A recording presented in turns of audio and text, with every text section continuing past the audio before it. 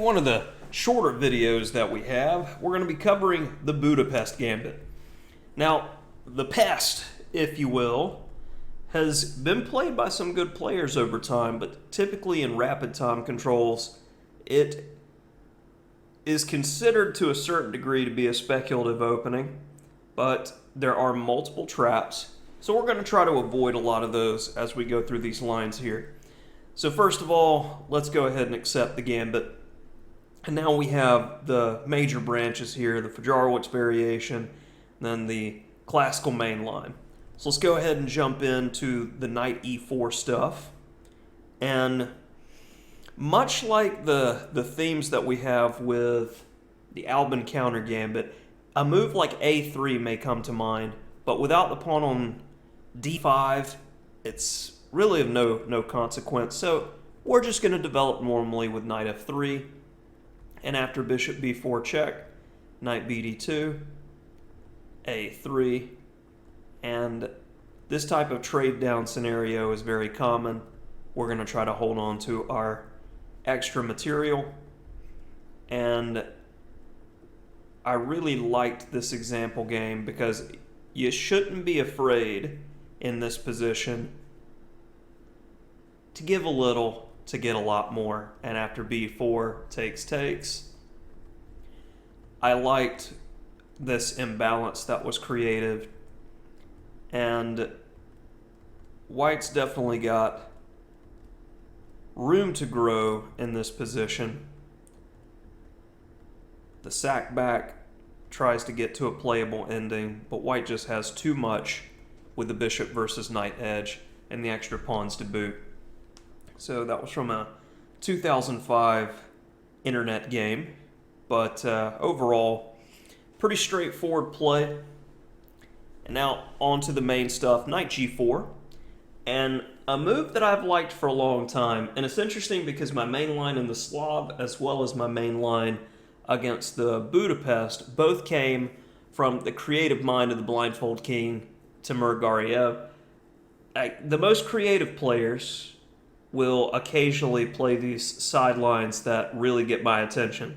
So there's a handful of players that I like to see anytime they're playing in tournaments and look at their games, because you never know what you're going to see.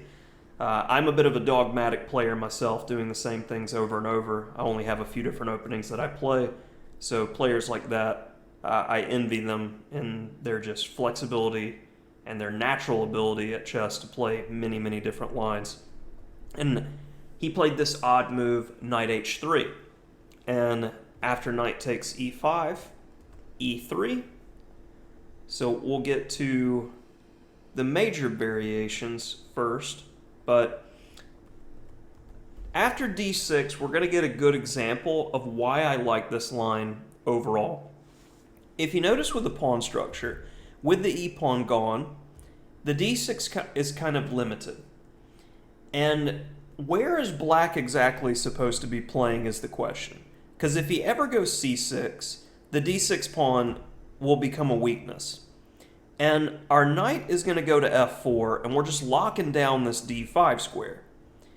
And black's gone for a King's Indian type setup, but the thing is, it's nothing doing. There's no pawn levers, no plan.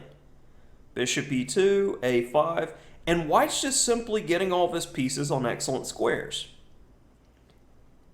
And the key takeaway, he's done all this to control d3. That's fine. a4. And after b4, these trades happen, but now it's a Maroczy bind position, and we're gaining space, we're pushing black around the board, but black can't make a change to the pawn structure, otherwise this position gets even weaker. Rook c1, and after knight e3, you can tell this is the type of theme that we're looking for. Now finally, when c6 is played to inevitably kick our strong knight out of d5, that now leaves this d6 pawn weak. Now we can load up on that weakness and continue to pressure black. So coming to another line, and this is what I got most frequently when I was playing d4 on a regular basis. Bishop b4 check.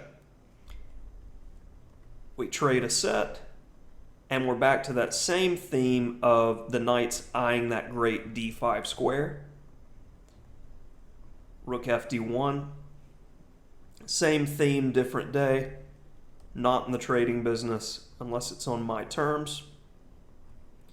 Queen g3. And here I like knight d3 a bit better, but bishop d3 followed by c2. I just didn't like trading the bishop in the open position. So different idea, but overall the example game is effective in showing again how black has fundamental problems in fixing his development as we see that weak pawn fall that we're focusing on for much of the game, and slow and steady improvement following a game from 2014. And lastly, after e3, a very interesting move came up in Chessable text lately, and I mean, I'm a big fan of different authors who get off the beaten path and do their own homework using the engine. And Kamil Plichka's course on the Budapest recommended this early d5 move.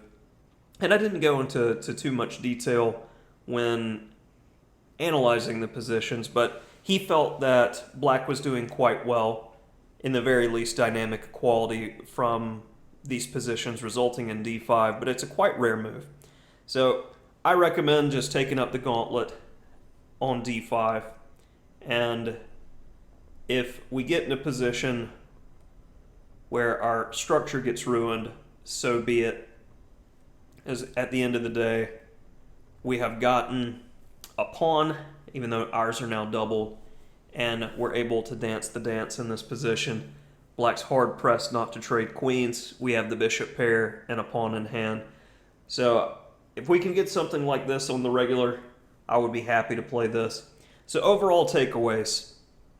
If they play the Fajarowicz variation, we're looking for simple development and trying to trade pieces down. And do not be afraid to sacrifice in order to get extra play, as we saw in the first game. And then there's not much to remember with this Budapest position other than I'm going to stick a knight on d5, castle, put a rook on d1, other rook on c1. I'm waiting for c6 to happen. In the meantime, I'm trying not to make trades, like when we see bishop g4, f3 was played. We have flexibility to press in the position with no risk. My type of position, my type of game. So hopefully you enjoy this line. Pretty straightforward stuff.